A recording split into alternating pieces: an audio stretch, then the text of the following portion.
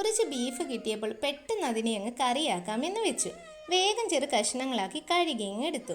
പിന്നെ അടുപ്പിലൊരു കുക്കർ വെച്ച് അതിലേക്ക് കുറച്ച് എണ്ണ അങ്ങ് ഒഴിച്ചു കൊടുക്കണേ.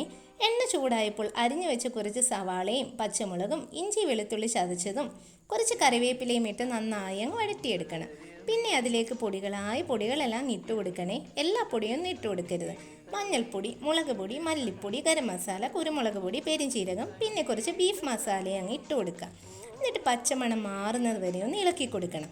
എന്നിട്ട് നമ്മൾ കഴുകി വൃത്തിയാക്കി വെച്ച ബീഫില്ലേ അത് ഇതിലേക്ക് അങ്ങ് ഇട്ട് കൊടുക്കണം. കുറച്ച് ആവശ്യത്തിനുള്ള ഉപ്പും കൂടെ ഇട്ട് കൊടുക്കുക. എന്നിട്ട് കൈ കൊണ്ട് നല്ല രീതിയിലൊന്ന് മിക്സ് ചെയ്യണേ. കൈ പൊള്ളാതെ നോക്കണം കേട്ടോ. ഒന്ന് ആറിയിട്ടൊക്കെ മിക്സ് ചെയ്താലും മതി. അല്ലെങ്കിൽ ഒരു തവി വെച്ച് അങ്ങ് മിക്സ് ചെയ്യുക. എന്നിട്ട് കുക്കർ അടച്ച് വെച്ച് 6 വിസിലാകുമ്പോഴങ്ങ് ഓഫ് ചെയ്യണം. വെന്ത് വന്ന ഇറച്ചിക്കറിയിലേക്ക് കുറച്ച് കൊച്ചുള്ളിയും കറിവേപ്പിലയും എണ്ണയിലിട്ടൊന്ന് വഴറ്റിയെടുത്തതൊന്ന് കറിയിലേക്ക് അങ്ങ് ഒഴിച്ചു കൊടുക്കുക. അതിനിടയിൽ കുറച്ച് ഒറോട്ടിയും തേങ്ങാപ്പാലും ഒന്ന് റെഡിയാക്കിയെടുത്തേ. പൊറോട്ടയും ബീഫും തേങ്ങാപ്പാലും ഒക്കെ റെഡിയായി വന്നപ്പോൾ ചായയുടെ ഒരു കുറവ് കൂടി ഉണ്ടായിരുന്നു. എന്നാൽ പിന്നെ അതായിട്ട് എന്തിനാ കുറയ്ക്കുന്നേ? പൊറോട്ടയിൽ കുറച്ച് തേങ്ങാപ്പാലും ബീഫ് കറിയൊക്കെ അങ്ങ് ഒഴിച്ച് കഴിക്കുമ്പോഴേ, പണ്ട് ഉമ്മയുടെ വീട്ടിൽ പെരുന്നാളിന് പോകുമ്പോൾ ഉമ്മയുടെ ഒരു ഉമ്മുമ്മ ഉണ്ടായിരുന്നു. ആളിപ്പോഴും ഉണ്ടേ. ആളുണ്ടാക്കി തരുന്ന പൊറോട്ടയുടെയും ബീഫ് കറിയുടെയും തേങ്ങാപ്പാലിൻ്റെയൊക്കെ അതേ രുചിയായിരുന്നു നാവിൽ.